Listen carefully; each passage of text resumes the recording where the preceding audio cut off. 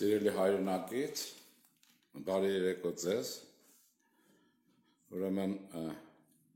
այսօր բավականին դժվար է ինձ համար, ինչպես ցանկացածիդ համար, ելույթ ունենալ և ասել բաներ, որոնք բխում են այսօրվա իրողությունից և բավականին ծանր իրողությունից։ Կարող է հարցնեք, թե ինչու այսօր, քանզի ես կարող եմ պատասխանել, որ ինչպես դուք, այնպես և ես չափազանց ծանր տարանք այն արդյունքը, որ գրանցվեց այսօրվա իրողության մեջ մեր պատերազմի վիճակով։ Բայց այդուհանդերձ ես կարծում եմ, որ մենք պետք է շարունակենք ապրել, մենք պետք է շարունակենք ստեղծել, մենք պետք է ռազմաճակատից վերադարձող բանակը տեղաբաշխենք և պետք է զբաղվենք զանազան հարցերով, ծանր, բայց չափազանց պատասխանատու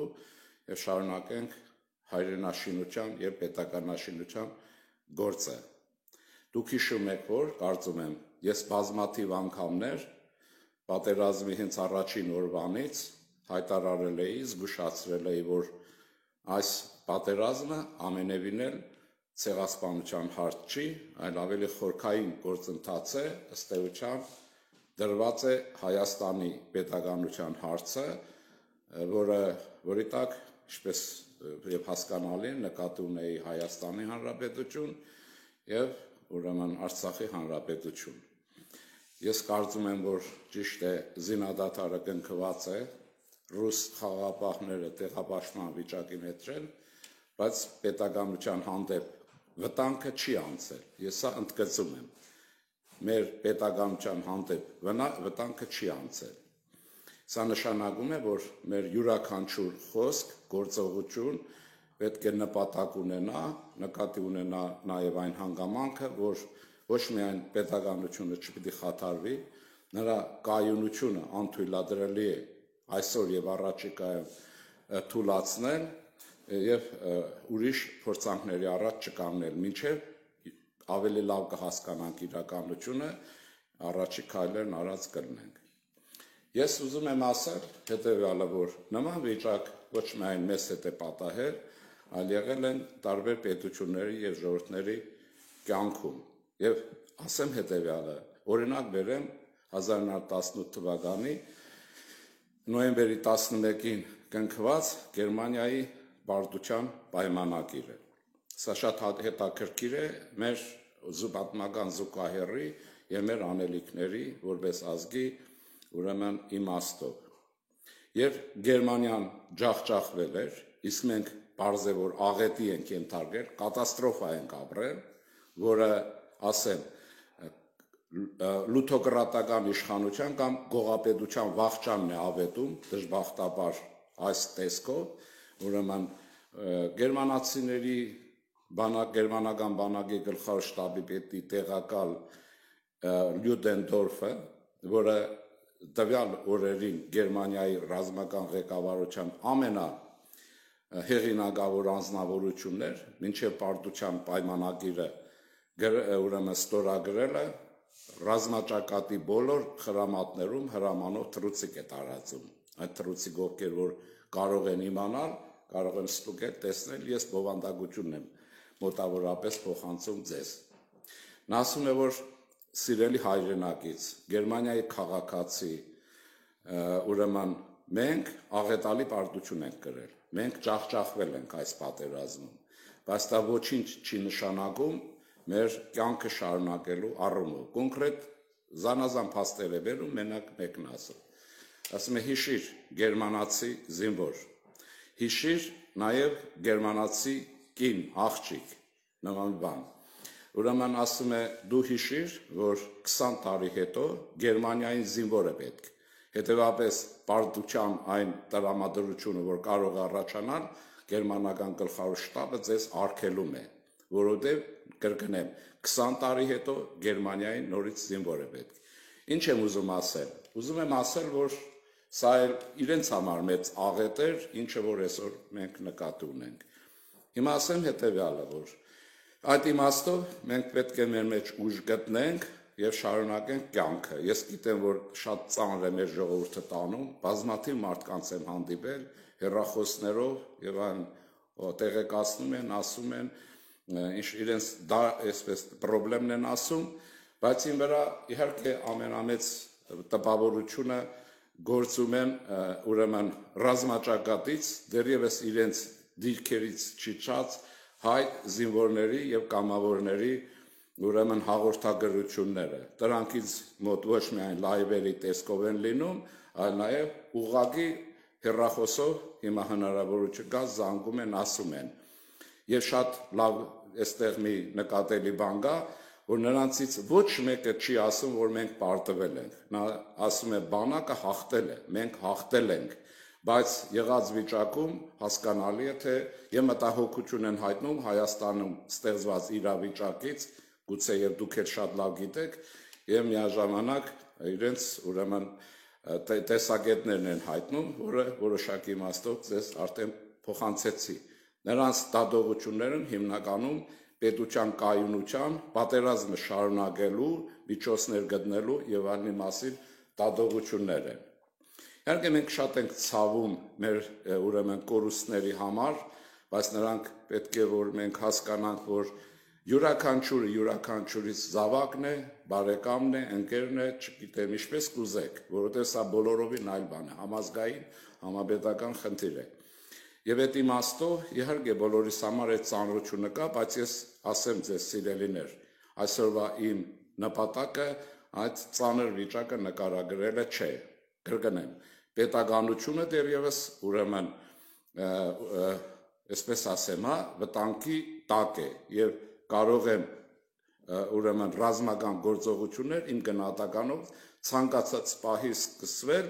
մանավանդ այդպիսի դեպքեր լինում են, երբ որևէ բանակ տեղաշարժի կամ, չգիտեմ, ուրեմն տեղափոխման եւ այլնի այսպիսի պայմաններում առիթ են ունենում։ Հիմա կոնկրետացնեմ հետեւյալը։ Ես երկրորդ երեսից ասեմ, իհարկե ամեն ինչ չի կորած, ամեն ինչ չէ որ ուրեմն հնարավորությունից զրկել է մեզ հետագա աշխատանք շարունակելու եւ ես ուզում եմ իմ տեսակետը հայտնել։ Զինվորների ուրեմն մտահոգությամբ ես ուզում եմ ասել, որ ես գիտեմ, որ որտեղ հնարավոր է նաեւ ուրեմն դիրքերում են ինձ լսում, ուզում եմ փոխանցել իրենց մտահոգության իմաստով։ Ես ուզում եմ ասել հետեւյալը, որ սիրելի զինվորականներ, կլինի գեներալ, կլինի շարքային, կլինի սպայական միջին կազմ եւ նաեւ հայություն համայն աշխարհում։ Այսօր այդուհանդերձ առաջին քայլն արվել է եւ հայտարարվել է, որ կառավարությունը շարունակում է իր բնականոն գործունեությունը։ Սա այն նախադրյալն է, որը հետագա մեր աշխատանքի մեկնակետն է լինելու։ Այո, կառավարությունը բնականոն ձևով իր կյանք ուրեմն աշխատանք շարունակում է։ Իհարկե ես կուզենայի, որ կառավարության կազմում լինեին փոփոխություններ այսօրվա իրավունքների հաշվառումով եւ նախորդ եւ հետագա ժամանակների հաշվառումով, այն իմաստով, որ այն նախարարները, կառավարչական ապարատի այն աշխատողները, մարզպետներ եւ այլն, նրանք ովքեր չեն արդարացրել, մանավանդ պատերազմի դաժան 43 օրվա ընթացքում իրենց չեն դրսևորել, կարծում եմ, որ դրանք պետք է հեռանան կառավարությունից։ Դա կառավարությանը կտա կենսունակություն, անպայմանորեն, եւ նաեւ կառուցվածքային փոփոխություններ գուցե ժողովրդի մեջ կվերականգնի իր վստահությունը կառավարության հանդեպ, բնական է նաեւ աշխատանքի արդյունավետությունը կբարձրանա։ Մենք ունենք շատ խնդիրներ։ Ես ուզում եմ գլխավորներն ասեմ, սիրելիներ, մեզ համար անհրաժեշտ է շատ արագ շտաբ բանակը կանոնավոր ձևով տեղափոխել իրենց զորակայաններ, որտեղ նախատեսված են, եւ անպայմանորեն շատ շտաբ վերակառուցել բանակը, նրան հանձնարարություն տալով, որ պատերազմը չի ավարտվել եւ բանակը պետք է վերակազմակերպվի ռազմավարության իմաստով, մարտավարության իմաստով եւ պատրաստ լինի։ Կարևորը ես անձամբ խնդրում եմ զինվորներից, ոգիներդ չգցեք, ոգին պետք է մնա, որովհետեւ դուք չեք պարտվել եղել է մի իրողություն, որի արժևորում մենք պետք է տանք հստակ։ Դուք կռվել եք աշխարհի ուրեմն ամենաողակալ ուրեմն ժողովրդի բանագիտեն, որին օժանդակել է ուրեմն ահաբեկիչը, կարծում եմ մեր արտգործնախարարությունը հսկայական աշխատանք ունի ահաբեկիչների աշխատանքի բարդերազմի մեջ ընդգրկելու իմաստով, իսկ դա միջազգային չափորոշիչներով գիտեք, որ պատժամիջոցներ է նախատեսնում, ուրեմն սա աշխատանքի մի ոլորտ է, անպայմանորեն այդ հարցը պետք է լուծվի։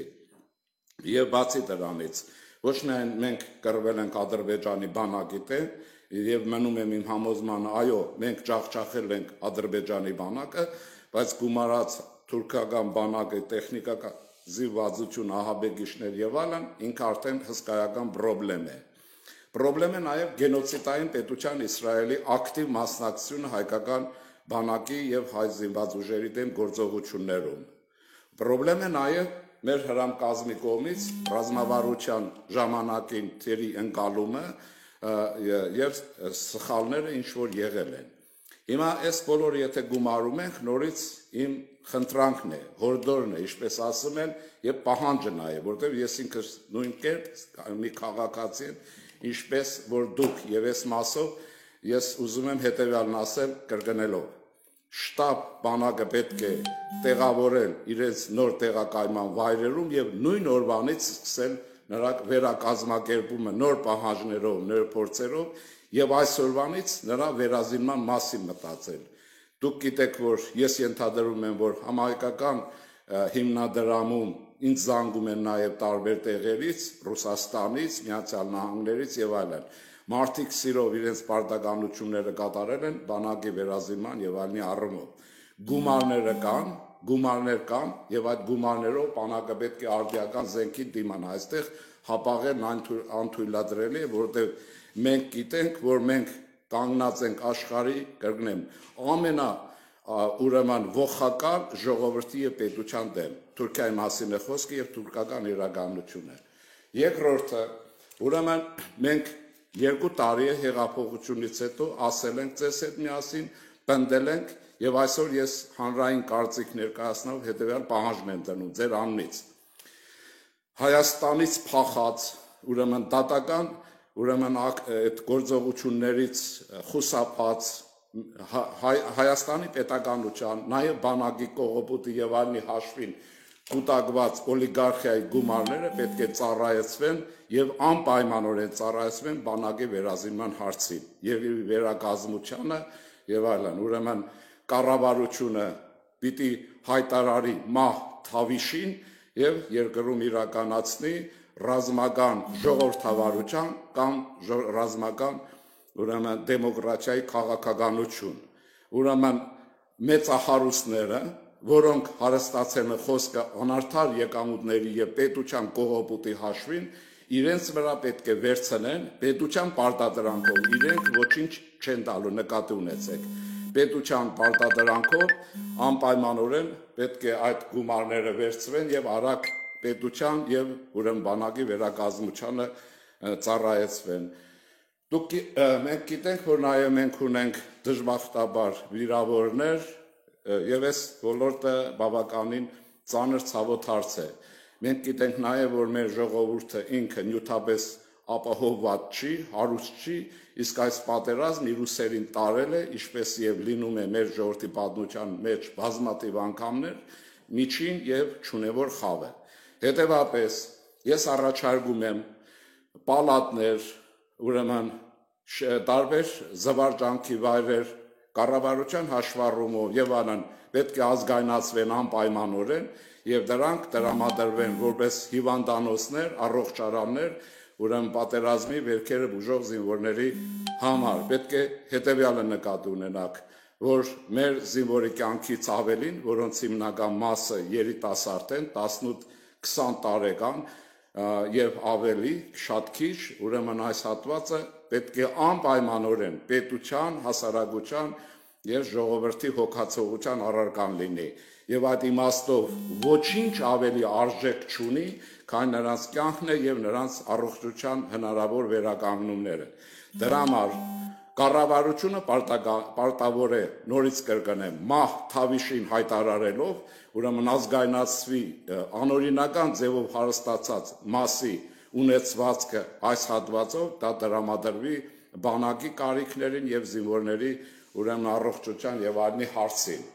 Նաև Սփյուռքին պետք է դիմեմ հետևյալով, որ սիրելիներ, մենք հիմա ոչ միայն բանակի վերակազմության հարց ունենք, ուրեմն դուք ձեր գրբանները ավելի պարտավոր եք բացելու յուրաքանչյուրս եւ պետք է մեր երիտասարդությանը ապահով կյանքի բոլոր նախադրյալները ստեղծենք, առաջինը առողջության վերականգնման հարցը։ Ուրեմն եւ այսպես կարելի է շարունակել։ Ուրեմն սա ներքին հարցերի մաս է։ Ես կարծում եմ, որ կառավարությունը շատ արագ երկրի տնտեսական վերակառուցման ծրագիր պետք է ներկայացնի։ Սեփական հումքի վրա սեփական արտադրություն կազմակերպելու համար։ Ասեմ ժամանակին ասած խոսքերս նորից կրկնեմ, երևի 5-6 տարի է, որ Հայաստանը ոչ մետաղական հանքարդյունաբերության իմաստով աշխարհի ամենահարուստ պետություններից մեկն է։ Ես գիտեմ, որ ուրեմն բազալտից պատրաստված ուրեմն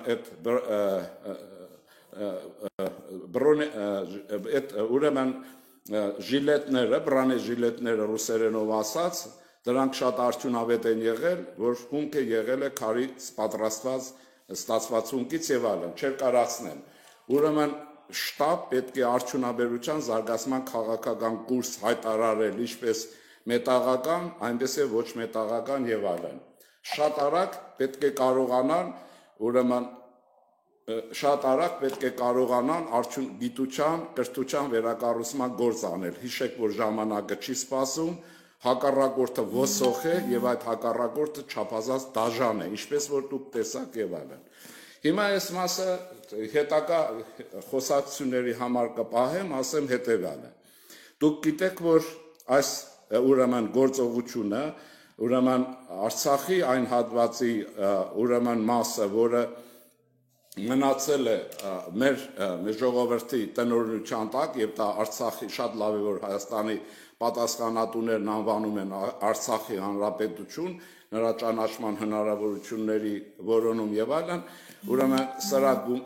առումով ես ուզում եմ հետեւյալն ասել։ Ըստ էության այս բանն առաջացել է ռուս-թուրքական համագործակցության ուրեմն արդյունքով, որի մասին ես ձեր ժամանակին ասել էի եւ իմ տարօրինակությունն էի հայտնել, որ հունիս-հուլիսին, երբ թուրքական զորամասերը հանդիսավորապես Նախիջևան անցան, ուրեմն Նախիջևանի խնամակալության պրոտեկտոր կամ այսպես խնամակալ երկիրը, հիմնական երկիրը, երկուսից մեկը, ուրեմն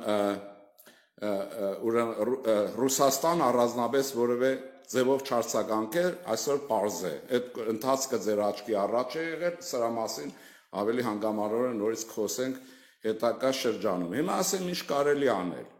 Մինսկի խումբը դուք գիտեք, որ միջազգայինորեն ճանաչված, ՄԱԿ-ի մանդատ ունեցող եւ այլն, այսինքն օրենքի շրջանակներում ուրեմն կազմակերպված կառույց է եւ նա իր աշխատանքները պիտի շարունակի։ Ուրեմն այս եղած գործողություններից առաջինը խիստ դժգոհ է Ֆրանսիան, որը արդեն ոչ թե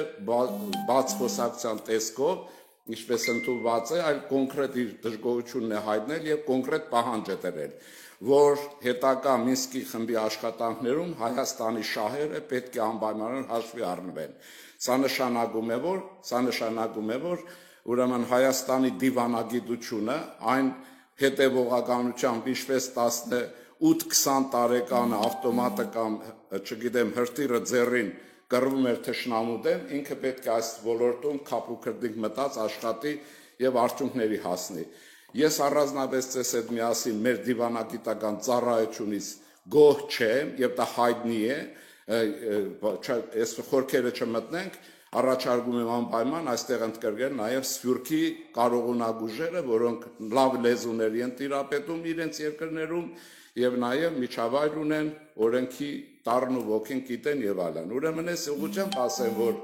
մեր պահանջը հետեւյալը կարող է լինել։ Մինսկի խմբից պահանջել, կարծում եմ այդպես էլ լինելու է,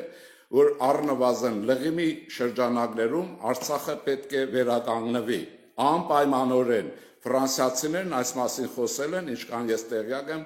շատ հստակ եւ միանշանակ։ Այդ նշանակում է ադրբեջանական օկուպացիա չպիտի լինի Արցախի մնացած տարածքի համար։ Ուրեմն նաև այստեղ շատ հնարավոր է նրա անվտանգության, գոտու եւ այլնի հարցեր արծարծելը։ Մնացածը, եթե խնդիրը տրված է, կարծում եմ, որ դիվանագիտներն իրենք այս հարցի ուղղությամբ կաշխատեն, բայց պետք է աշխատեն անզիջում, իմանալով, որ դիմացինը սագարկել գիտի եւ վերցնել գիտի, էլ հայ ժողովրդին կարծում եմ այս հարցով բան ապացուցել պետք չի։ Ուրեմն սա եւս մի աշխատանքային ուղղություն է, որ պետք է արվի, չպետք է վհատվել, պետք է նկատի ունենալ պետության ուրեմն այս գործառույթը եւ Արցախի լղիմի նախկին լղիմի հատվածը գոնե որ այսօր պետք է մեր պայքարի դիվանագիտական պայքարի ասպարեզը լինի։ Մնացածը ես կարծում եմ, որ Ռուսաստանի մասով եմ ուզում ասել, ստեղծված վիճակում այդուհանդերձ Ռուսաստանը ճիշտ է վերադարձավ Արևելյան Հայաստան, վերադարձավ ուրեմն հատկապես Ադրբեջան, եթե միջազգային իրավունքի տեսակետից նայենք, ըստ էության խախտեց, պարտադրեց, կարողացավ Ադրբեջանի այսպես կոչված տխրահարճակ ինքնիշխանությունը, որովհետև ուրեմն մնացածը միջազգային իրավունքի մասնագետներ հասկան խոսքը ինչի մասին է։ Ուրեմն սա շատ կարևոր հարց է եւ ուրեմն այսպես Բայց այդուհանդերձ պատմության մեջ եղավ առաջին դեպքը, երկրորդ դեպքը 1918 թվականից հետո, երբ թուրքը ոչ միայն Արևմտյան Հայաստանը կուլ տվեց, այլ նաև ոտե դրել Արևելյան Հայաստան։ Այսօր այսպես է վիճակը։ Սա նշանակում է, որ 100 տարվա, ուղիղ 100 տարի հետո նորից նրա ոտը հայտնվեց Արևելյան հատվածում, այսօր Կովկասի։ Սա նշանակում է, որ մենք ինչքան էլ գովենք կամ դժգոհ լինենք Ռուսաստանից, նրա քաղաքական ռազմական գործողության արդյունքի մեջ պիտի արձանագրենք, որ ուրեմն տեղական նշանակության խնդիրների մեջ անշուշտ Ռուսաստանը գերակայության է հասել, բայց նա ստրատեգիական պարտություն է գրել, որովհետև իր ախոյանը կամ ողերին իր բարեկամը հասել է այնտեղ, որտեղ չպիտի լիներ։ Սա նշանակում է հետևյալը. ես կարծում եմ, որ հայկական կողմի եւ ռուսական կողմի համագործակցության մեխը պետք է դառնա թուրքերին ուրեմն այսօր Կովկասից ուրեմն մեր հատվածով դուրս շպրտելը։ Այստեղ ես ենթադրում եմ, որ ռուս-հայկական համագործակցության իսկապես հնարավորություն կա, այլապես սա հստակ պետք է ասվի ռուսական վերլուծաբանական ծառայություններին, որոնք տարօրինակ ձևով երբեմն իրենց դաշնակցի փոխարեն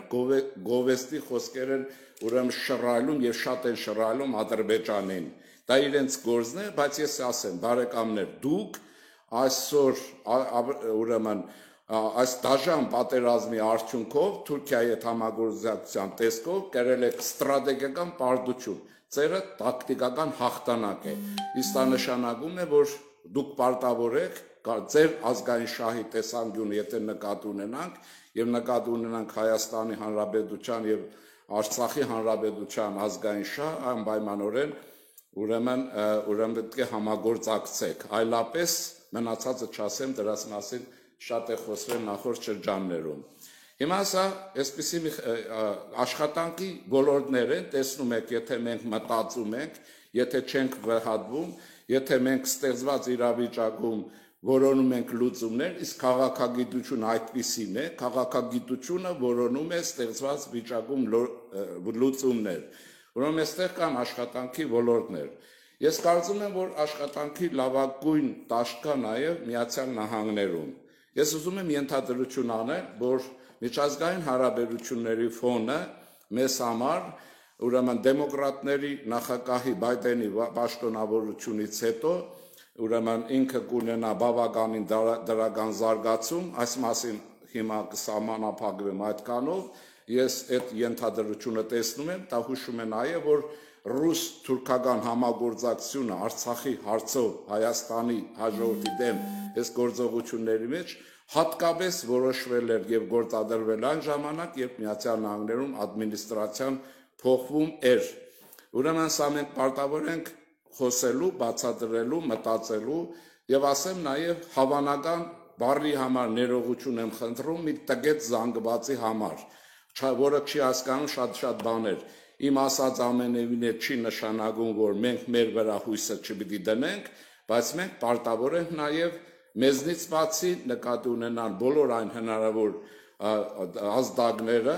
եւ ուղիները, հարթակները, որտեղ մենք պետք է աշխատենք։ Այլապես ուրեմն մենք մեծ հաջողություն չենք ունենա։ Սա էլ այս տեսակետից։ Կա նաև երևի չերկարացնեմ այսօր այսքանով բավարարվենք մի նկատառում ասելով հետեւյալը, որ ես ձեզ բազմաթիվ անգամներ կհիշեք հաստատ, ասել եմ տարիներ շարունակ, որ մեր պետությունը արդիական պետություն չէ։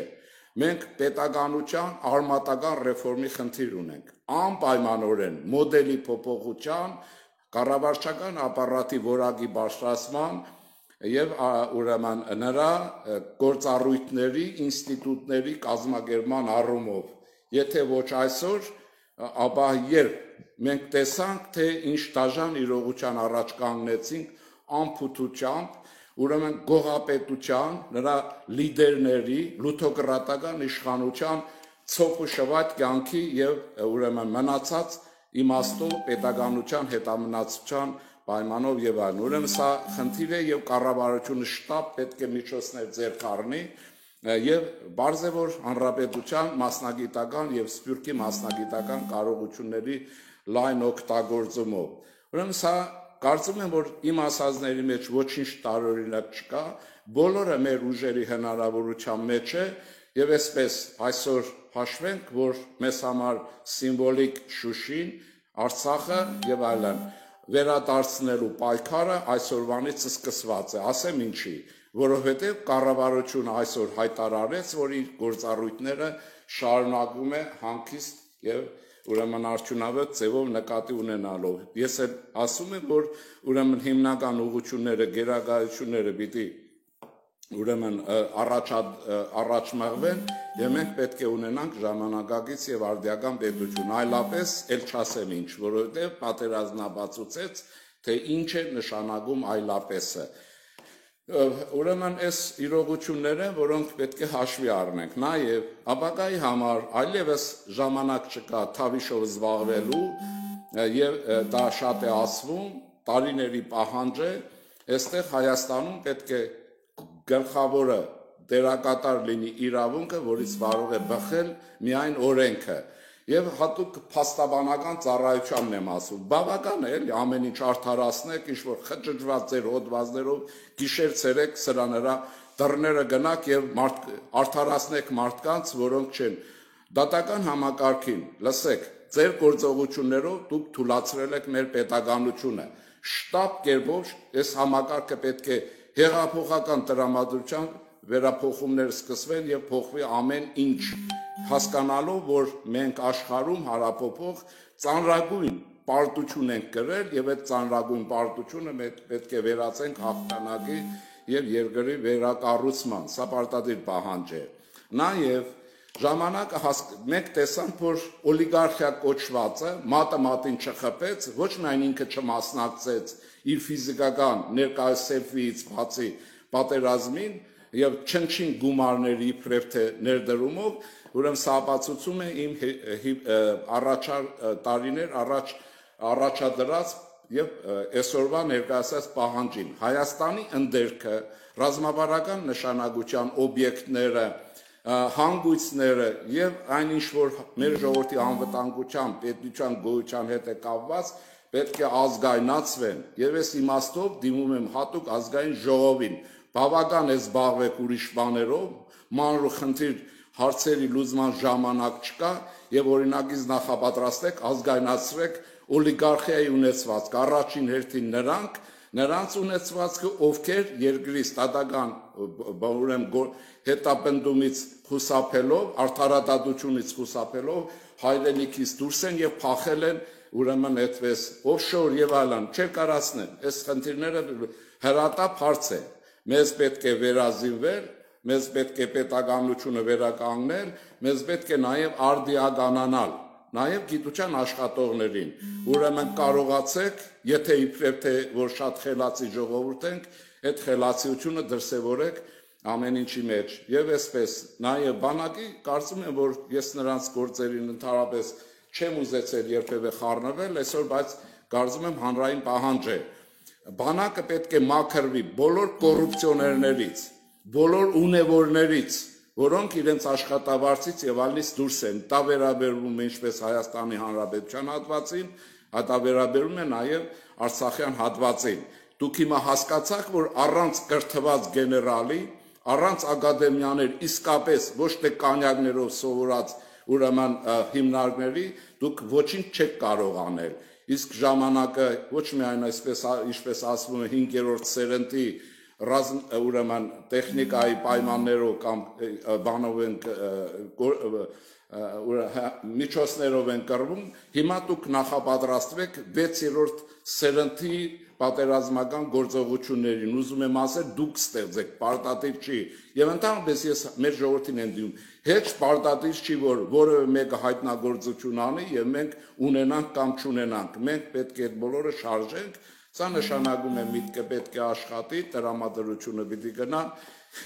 եւ այսպիսի բաներ բարեկամներ եւ այսօր ձեր համբերությունը ուրեմն չչարաշահ է բոլորիս համար չափազանց ծանր է խոսելը առավել եւս ուրեմն դժվար է խոսել այն բաների մասին, որոնք առաջացել են մեր իրողությունների պայմաններում, բայց ասեմ քաղաքագիտության մի պոստուլատ եւ դրանով երևի վերջացնեմ։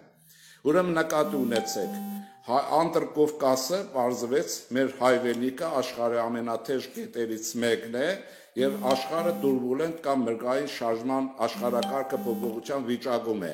Այս շրջանում շատ դժվար է կանխատեսումներ անել եւ ճշգրիտ եզրակացություններ ունենալ դա վերաբերում ոչ միայն մեզ, այլ բոլորին։ Դա նշանակում է, որ մենք պետք է այնքան կատարելագործվենք մի ժողովուրդ, որը բարեկամ ըստ էության չունի, դուք տեսաք դաշնակցի իմաստով եւ աշխարհի պետքը չէր, բայց մենք ունենք մի ուրիշ հզորություն, սիրելիներ։ Մենք վերածվել ենք պատերազմը դա ցույց տվեց ոչ թե ցեղասպանության ճանաչման հոգեմաշ գործընթացը եւ միլիոններ ծախսելի այս ուրեմն այդ գործն անող ժողովրդից, այլ կրկնեմ իմ ասածը, մենք վերածվել ենք ցանցային համաշխարհային հայկական պետության կարգավիճակ ունեցող ժողովրդի։ Դա նշանակում է սա այս նվաճումը պետք է ուրեմն մենք նկատի ունենանք մշակենք տեսություն, շարժվենք առաջ, իսկ պետությունը վերակազմության իր ռազմավարությունը պիտի ունենա, որը գիտատեխնոլոգիական եւ արդյունաբերական Հայաստան պետք է լինի։ Հիմա հասկացաք, երբ ես ցեզ ասում եի, որ տարիներ շարունակ մենք պետք է ինչ-որ չափով ինքնաբավ սեփական արտադրության վրա ուրեմն կազմակերպման վրա նստած, այսպես ասած, երկիր լինենք։ Տեսակ, որ պատերազմի ժամանակ շրջապակվեց ամեն ինչ, իսկ եթե ունենայինք մեկ արդյունաբերություն, գուցե շատ ավելի եւ իսկապես ավելի շատ լավ կազմակերպված գործ կանեինք, գուցե եւ նաեւ ոչ միայն մեր զինվորը կհաղթեր, այլ համակարգը կհաղթեր, մեր ժողովուրդը կհաղթեր, բայց տեսակ, որ դա այդպես չի, որովհետեւ դժվարությունները նաեւ զենքի մատակարարման այն դժվարություններն են, որի մասին խոսվել է եւ չեմ ուզում ասել ավելին։ Ուրեմն սրանք խնդիրներ են, որը պետք է մեզ առաջ մղի առանց վիշտը սրտերում, կարոտը գուցե եւ այլն, բայց պետք է գործը տանել, կրկնեմ Լյուդենդորֆի խոսքը մեր բարակայով։ Երբ նա ասում էր Գերմանուհի, հիշիր 20 տարի հետո Գերմանիային զինվոր է պետք։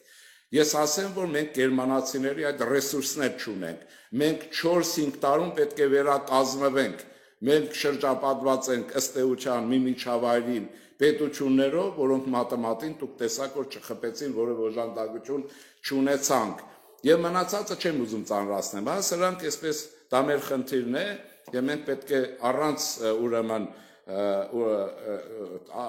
այսպես ասեմ,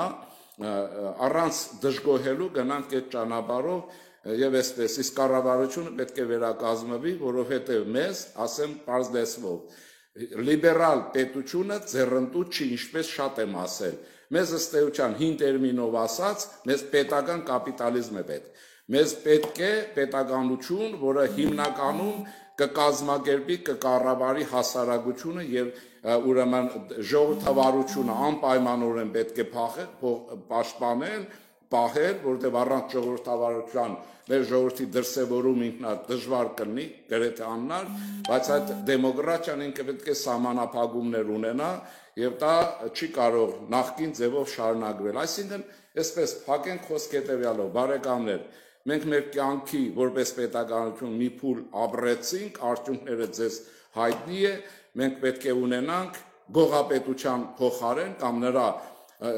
ուրեմն մնացուկների լեշի փոխարեն ստեղծենք արդյական պետություն, բայց ուզում եմ քաղաքական իշխանությանը եւ զինվորականությանը ուրեմն զգուշացնեմ հետեւյալը, որ հայ ժողովուրդը բնածին հակում ունի դեպի արդարություն, եթե կարդացեք Ֆրիկին, կարդացեք Միքայել Նալբանդյանին, ում կուզեք, ինչպես կուզեք, եւ տեսեք, մեր ժողովրդի հիմնական ուրեմն ուղենիշը արդարությունն է եւ արդարության հասարակությունն է։ Եթե շարունակվեց նույն անարդար կյանքը եւ այլն, մենք կատաստրոֆա ենք ունենալու ավելի մեծ չափերով, բայց ես կարծում եմ, որ մենք կունենանք այնքան բանականություն, որ ուրեմն վերակառուցվենք եւ վերադառնանք մեր արքետիպին, վերադառնանք մեր ազգային կյանքի կազմակերպմանը եւ արդարության սկզբունքը կիրառենք տնտեսության մեջ, արդարության սկզբունքը կիրառենք քաղաքական կյանքում, արդարության սկզբունքը կիրառենք մշակույթի մեջ, հոգեվոր աշխարհում եւ այլն եւ այլն։ Եվ կարևորը սովորենք եւ չնահանջենք անբարոյն ընտրելու կարողությունից։ Մենք պետք է խնամիությանը, բարեկամությանը վերջ տանք։ Պիտի սկզբունք ունենանք, արժանավորը իր տեղում, դա կլինի բանվոր, դա կլինի մտավորական, կլինի ֆերմեր, թե ինչ, կլինի բարձր պաշտոնյա, թե չէ։ Ուրեմն մեր համար ազնիվ արդար ընտրությունները դառնում են կյանքի իսկական ուղենիշ։ Ես կարծում եմ, որ այս բոլոր հնարավորությունները մենք ունենք եւ մենք կարող ենք ճգնաժամը հաղթահարել ատամները սեղմած հբարդությամբ, արժանապատվությամբ եւ առաջ մղենք մեր ազգային տնտեսական, քաղաքական, ռազմական եւ անվտանգության մնացած բոլոր հարցերը։